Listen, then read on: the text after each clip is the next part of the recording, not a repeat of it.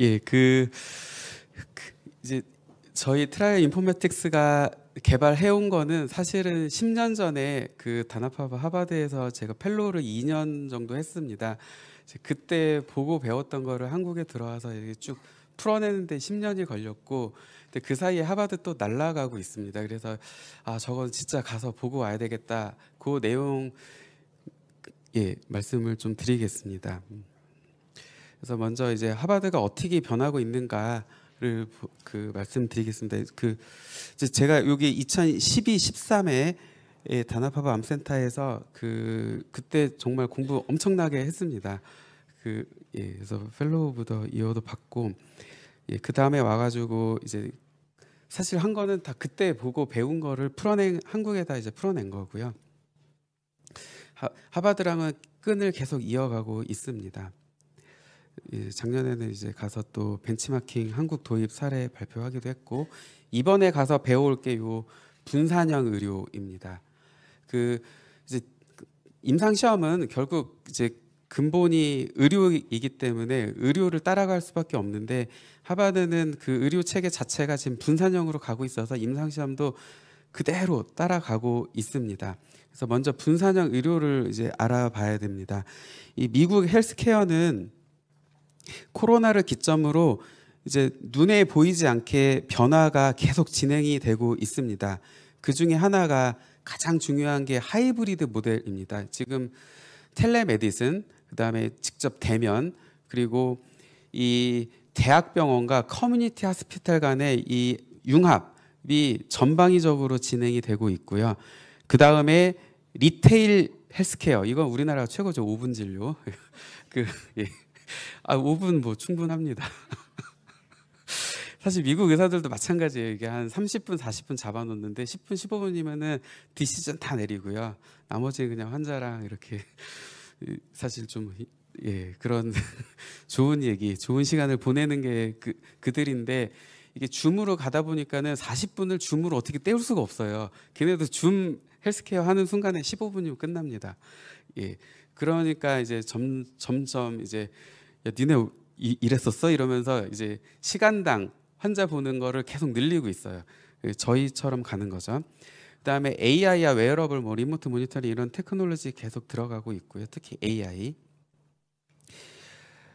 그다음에 이게 융합이 어떻게 되고 있나 보면은 10년 전에는 그 파트너스 재단이라고 이제 아산병원으로 치면 아산사회복지재단이 이제 있는데, 여기 하나병원이 MGH랑 그 브리검 이 두 개가 큰 병원이었는데, 이 코로나를 기점으로 그 매사추세츠에 이제 셧다운 되니까요. 그 병원들이 막 망해가니까는 이 뒤에 이제 또 큰 돈이 이 파트너스 재단으로 들어가서 굉장히 많은 기관들을 다 어콰이어 M&A를 하기 시작합니다.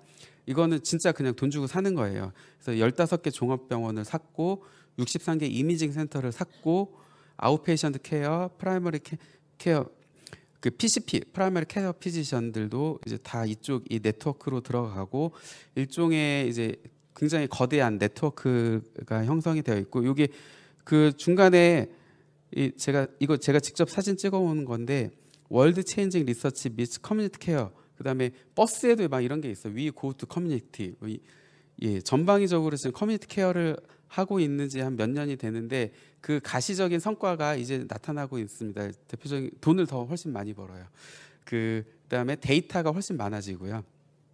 사람도 많아지고. 그래서 여기 보시면은 이 홈페이지에서 이렇게 필터 걸어가지고 찾으면은 이게 몇 개가 나오는지 이제 보고 있는데, 요 블러드 드로우 랩이라고 좀 작은데 보이시죠? 블러드 드로우 랩. 그러니까 이제 환자가 대학병원까지 가서 피 뽑을 이유가 없어요. 그냥 동네에서 피 뽑으면 됩니다. 이미징도 대학병원 가서 할 필요가 없어요. 그냥 동네에서 이미징, 여기 보이시죠? 이 동네 가서 찍으면 되고요. 요게 요즘에 이게 하나로 합쳐져요. 굳이 또 각각 갈 필요 있냐. 그래서 이미징 앤 인퓨전 센터로 지금 합쳐지고 있습니다. 그래서 동네마다 그런 게 막 합쳐지고, 그래서 가서 피 뽑고 영상 찍고, 항생제든 뭐 수액이든 항암제든 거기까지 다 맞고 와요. 그러니까 대학병원 갈 이유가 점점점 없어져요. 수술 받으러 가고, 이런 그 변화들이 일어나고 있고, 예, 요 분이 이제 하버드의 그 CTO인가 요런 이제 유명하신 분인데, 예, 하이브리드 모델, 특히 유니버시티 하스피탈, 커뮤니티 하스피탈의 이 결합, 요거를 굉장히 지금 밀고 있고 실제 굉장히 큰 성공을 거두고 있습니다. 그러다 보니까는 그 이제 아까 몇백 개 병원을 산 다음에 하버드가 한 이유가 이 의료 품질 표준화입니다. 상향 표준화죠. 그래서 하버드의 진료 지침을 다 내려보내고 뭐 인테리어나 그 안에 이제 이런 인프라 같은 것도 다 스타벅스처럼 어디 가나 다 스타벅스 똑같잖아요. 그렇게 계속 진행을 하고 있고, 그러다 보니까 환자들이 믿고 그냥 어디나 갑니다. 우리가 스타벅스 뭐 여기 가나 저기 나 똑같은 우리 가리지 않잖아요. 그런 효과가 여기서도 나타나기 시작을 하고요.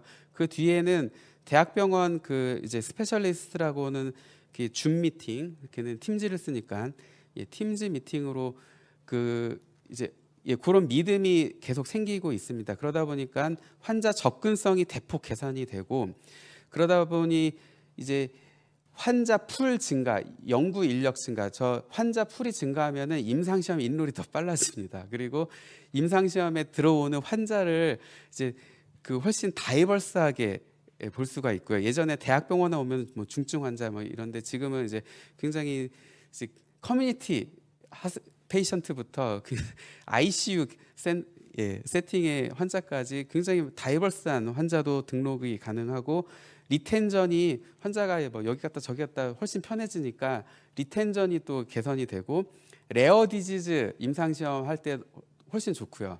예, 이런 변화들이 실질적인 임상 연구에 영향을 미치고 있습니다. 또 데이터가 전에는 대학병원 2개의 데이터만 모이고 있는데, 지금은 그 몇백 개 병원에 엄청난 데이터가 모이잖아요. 그러니까 데이터 기반의 연구도 얘네 논문 쓰기 훨씬 편해졌다고 합니다. 예.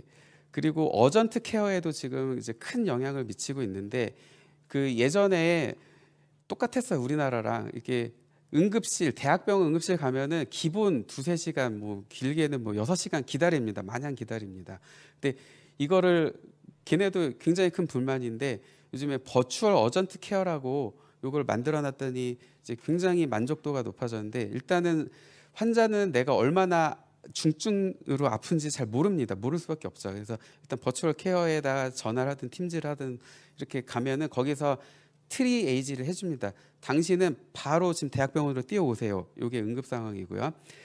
당신은 그렇진 않은데 와서 좀 봐야 되겠어. 그러면은 대면 치료는 지역 내 어전트 케어 센터를 그 사이에 몇 개 만들어 놨어요. 이건 밤 11시까지밖에 안 합니다. 그래서 그때 와서 이제 뭐 수철을 꼬매든 뭐 스플린트 되든 이런 거는 이제 거기서 하는 거고요. 그렇지 않은 경우 그냥 방광염 뭐 이런 거는 바로 처방전 거기서 내립니다. 그래서 그 환자들이 이제 상당히 좋아졌고, 예, 그래서 이런 분산형 의료 체계가 이게 매사추세츠 내에서는 이제 성공이 가시화되고 있습니다. 그 성공 요인을 봐야 되는데, 이 첫 번째가 하이브리드, 이게 잘 안 되는데 여기, 예, 하이브리드를 이제 성공적으로 했고, 그 다음에 진료 지침 표준화, 예, 이게 상향 표준화를 시켰고, 세 번째가 이제 또 저희 회사의 관심사입니다. 이 IT 시스템과 데이터를 어떻게 이루어냈는가. 그 하버드에서 처음에는 이제 각기 다른 EMR과 팩스를 좀 엮어보려고 노력을 조금 하다가 바로 깨달아서 가장 강력하면서 단순 무식한 방법, EMR 통합, 팩스 통합. 그래서 기존의 EMR도 다 버리고 에픽으로 다 이제 통일시켰고, 팩스도 뭐 GE 팩스, 필립스 팩스 다 버리고 비싸지라는 그 회사의 팩스로 다 통합을 시키고, 그 마이크로소프트가 이 하버드 병원만을 위해서 보스턴에다 데이터 센터를 지어줬습니다. 그래서 거기에 이제 굉장히 많은 데이터가 지금 모이고 있고요. 저도 이제 다음 주 월요일부터 여기서 미국에서 근무를 해야 되거든요. 내일 비행기 타고. 그래서 그 사이에 이제 이 EMR 트레이닝을 받으라고 그래서 이제 받고 있는데, 이 제가 접근 가능한, 저한테 접근 150개 병원에 접근 그 권한을 주더라고요. 그래서 요거를 이제 몸으로 체감하고 있습니다. 그 다음에 이제 서로 효율적인 리퍼럴 센터를 그 구축을 했고요. 그럼 이게 이제 우리의 관심은 또 임상 시험에 어떻게 적용이 되는가죠. 그래서 DCT를 보면은 FDA 정의는 뭐가 됐든 과거의 트레디셔널 클리니컬 트라이얼 사이트 말고 다른 로케이션에서 일어나는 이런 액티비티를 다 총괄해서 DCT라고 하고 있습니다. 이게 이제 풀 DCT는 오로지 온라인 상에서 되는 거고, 하이브리드 DCT는 이제 그 중에 일부만 온라인 상으로 가는 이런 건데요. 이 분산형 의료 체계가 확산될수록 특히 이제 하이브리드 DCT는 그냥 일상이 될 수밖에 없습니다. 그러면은 그동안 임상시험 저희 에코 생태계도 여기에 따라갈 수밖에 없는 구조를 가지고 있습니다. 그리고 여기도 이제 있는데 DCT의 이 베네핏은 뭐냐? 일단 환자 등록이 환자 풀이 많아지니까 대학병원 2개와 이제 커뮤니티를 다 합한 환자 풀은 비교가 안 되게 많아지죠. 그러다 보니 빨리 등록이 되고 이렇게 다이버스한 환자를 등록이 되고 리텐션이 더 빨라지고 이런 효과들이 실제로 발생을 합니다. 이 DCT는 그동안 막 해보려고 했는데 잘 안 되다가 코로나를 기점으로 몇 년 사이에 이제 굉장히 급격하게 발전을 해서 2023년에 이런 가이던스 첫 번째 드래프트이긴 하지만 가이던스가 나온 상태이고요. 그래서 요걸 보면은 이제 처음에 이게 뭐 텔레메디슨으로 이제 첫 비짓을 하고 그 다음에 이게 도징 비짓이라고 해서 홈 비짓, 그 다음에 랩 바이탈 이런 거는 또 이제 그 택배 같은 걸로 받아서 할 수도 있고 로컬 영상은 뭐 로컬 그 이미징 센터 가야죠. 그리고 이 컨센트 같은 경우는 앱으로 하고 그다음에 드럭은 이제 또 택배로 막 이게 보낼 수가 있고 그러면서 여기 비짓을 최대한 온라인 쪽으로 보내고 대면 비짓을 줄이는 방향으로 가고 있습니다. 그래서 이게 이제 제 친구인 아툴 교수하고 그 2022년에 이제 물어본 건데 제가 볼 때는 알게 모르게 다 이 하이브리드 DCT를 지금 하고 있어요. 근데 그거를 굳이 DCT라고 부르진 않고 왜냐하면 이제 DCT라고 이렇게 한 정의를 내리는 순간에 이 하버드 내 자체 레귤레이션이 굉장히 좀 스트릭트하게 들어갑니다. 그래서 지금까지는 DCT를 하면 풀 DCT를 그 버추얼 DCT를 하고 있고 여기서도 이제 어전트 케어 그 시어리어스 어드버스 이벤트가 생길 때가 이제 좀 이슈가 되는 것 같습니다. 지금 같은 경우에는 환자가 그냥 아산병원만 오면 돼요. 아산병원에 하는 임상시험이면 내가 어디가 아프다 그러면 거기만 가면 되는데 DCT 환자 환경에서는 대학병원에 바로 가기가 좀 이제 더 껄끄러워졌죠. 이제 여기 갔다 저기 갔다 이렇게 그러면서 생기는 이슈들이 이제 더 있는 것 같고요. 그다음에 규정이 이제 아직 완전히 이스타블리시가 안 돼서 그레이 존이 있는 상태입니다. 그래서 하버드에서는 2023년에 나온 논문인데 이 어떻게 에티컬 컨시더레이션을 가져가고 이 허가를 해줄 거고 모니터링을 할까 요거를 내부의 지침을 2023년에 내렸습니다. 여기 이제 보시면은 이 요소들이 있는데 이 파란색이 피플, 그다음에 요 보라색이 리모트 데이터 콜렉션, 빨간색이 데이터 오버사이트 이렇게 구성이 되어 있고요. 그럼 이제 내부 여기 체크리스트들 보면은 요 제목만은 한번 보실 필요가 있습니다. 피플 밑에 컨센트 있고 소셜 미디어 리크루트먼트, 테크놀로지 유즈, 노티피케이션 의 리마인더 체크리스트, 그다음에 그 약이나 검사 키트나 이런 걸 어떻게 보내줄까. 그다음에 헬프 데스크가 있어요. 헬프 데스크. 대학병원만 보고 있을 때는 그냥 뭔 일이 생기면 대학병원만 연락을 하면 되는데 DCT는 오히려 나 어디다 연락해야 돼 이런 이슈들이 생겨서 헬프 리스트가 이제 훨씬 강화가 됐고요. 리워드 체크리스트 있고 그다음에 저희 회사의 또 관심사인 이 리모트 데이터 콜렉션을 어떻게 할 건가 여기에 대한 체크리스트들이 이렇게 쭉 이렇게 나와 있고 웨어러블이나 뭐 이런 걸 많이 쓰게 되잖아요. 이런 디바이스는 또 어떻게 할 건가의 체크리스트가 있어서 상당히 이제 도움이 되고 있습니다. 이거는 하버드에서 시행되고 있는 그 DCT의 예시인데 다 풀 DCT입니다. 예. 그러면 이제 하버드에서 사용되고 있는 DCT IT 기술들을 라인업을 해보고 좀 살펴보았습니다. EHR은 에픽으로 그 몇백 개 병원에서 다 에픽을 쓰고 있고, 팩스는 비싸지만 쓰고 있고, EDC는 그 10년 전에도 요 인폼을 쓰고 있었는데 지금 요거를 계속 쓰는 것 같고요. 이번에 가서 또 계속 보고 이런 장표들을 업데이트 할 거고요. 이제 나름대로의 CTMS를 잘 갖춰 놓았습니다. 온코어, 온크프로 뭐 이런 것들이 쭉 있고요. 그 아까 조영철 박사님께서 하셨던 그런 솔루션의 원형이 요 중에 있습니다. 그때 제가 펠로라 판돌이 했거든요. 이제 가면은 영상도 막 띄우고, 제약회사 분들 몇 분 들어오고, 이제 온콜로지스트 들어오고, 레디올로지스트 한 분 들어오고 해서 이제 그 이슈가 있는 환자, 임상시험 환자죠. 이제 보통 펄스 트라이얼 휴먼 환자들인데, 그럼 저는 이제 열심히 영상을 띄우고 랩도 띄우고 뭐 하고 못 띄우고 이런 것들을 하면서 이제 리뷰를 한 게 아까 TDH 원형이고요. 지금은 그쪽에서는 이제 여기에 훨씬 발전했을 거예요. 그거 좀 보고 오려고 합니다. 텔레메디슨 팀즈를 쓰고, 이 컨젠트 이코아는 조 메다블이라는 회사 제품을 이용을 하고 있고, 각종 웨어러블이나 이런 거는 이제 너무 다양해서 가서 또 보고 올 거고요. 헬프데스크가 잘 모르겠어요. 이제 이것도 가서 좀 보고 오려고 합니다. 예, 실제 이용하는 IT 기술들의 이제 이런 예시들이고, 그래서 이 IT 기술적 요소에 대한 언맷 니드들이 여전히 좀 남아 있습니다. 이 환자 그 여정이 그 굉장히 다양하다 보니까 이거를 이렇게 따라가기가 생각보다 어려워요. 그 다음에 이 EMR에서 EDC에다가 임상 시험에 필요한 정보만 입력을 해야 되잖아요. 근데 대학병원에는 CRC가 있는데 이제 로컬 비짓 CRC가 없어요. 그럼 이거 누가 어떻게 입력을 하는가? 이런 이슈들이 있고요.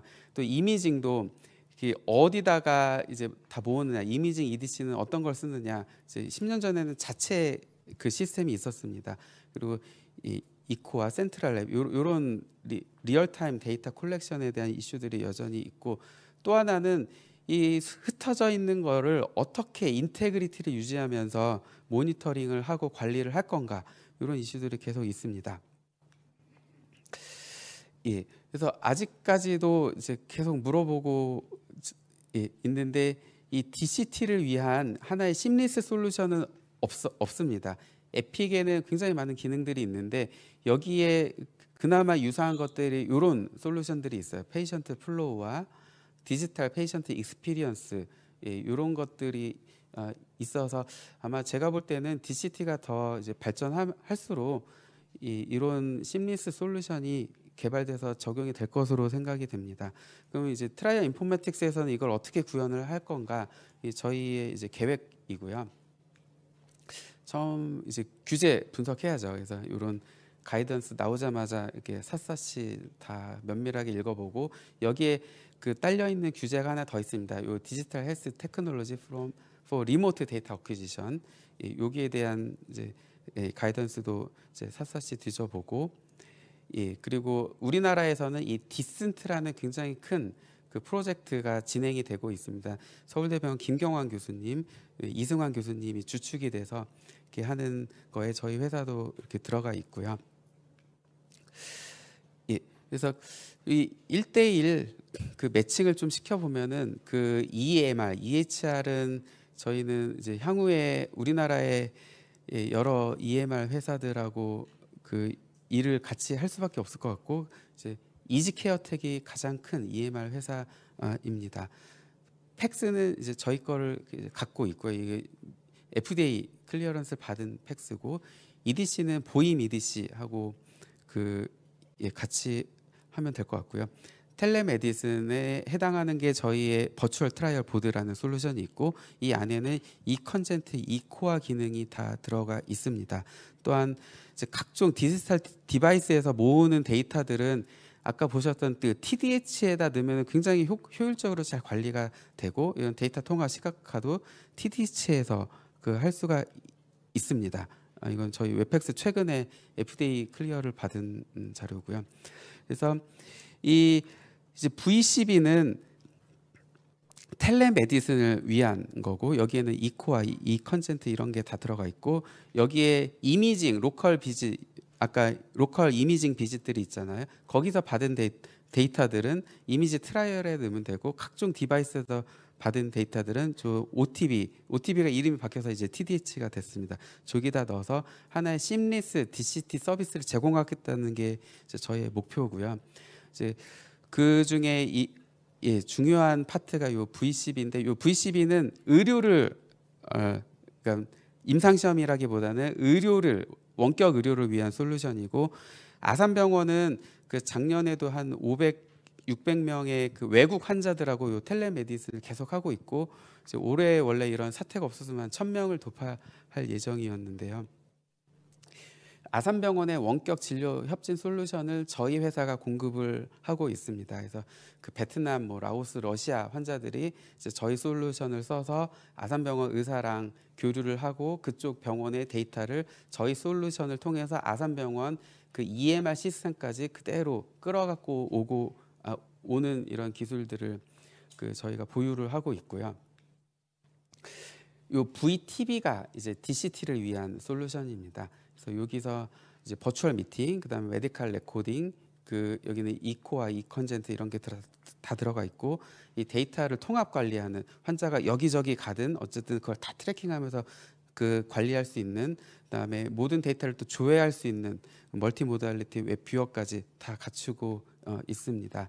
그래서 요게 이제 저희가 구현한 이런 일련의 이 화면들인데, 이제 우리나라에서는 그 아직 의료 자체가 분산형 의료가 아니라서 이거를 이제 실제로 써보지를 못하고 있어요. 그래서 그 개발은 해놨는데 좀 쓸 수 있게 되기를 희망하고 있습니다. 이제 영상 데이터는 이런 걸 쓴다는 얘기고요. 아까 보셨던 TDH를 이용해서 이 환자가 저길 가든 여길 가든 뭐 상관없습니다.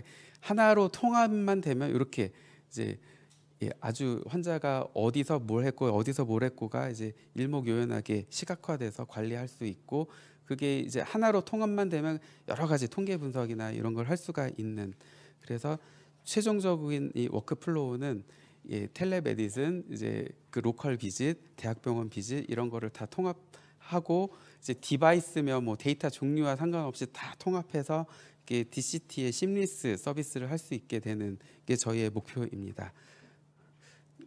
이상입니다. 감사합니다.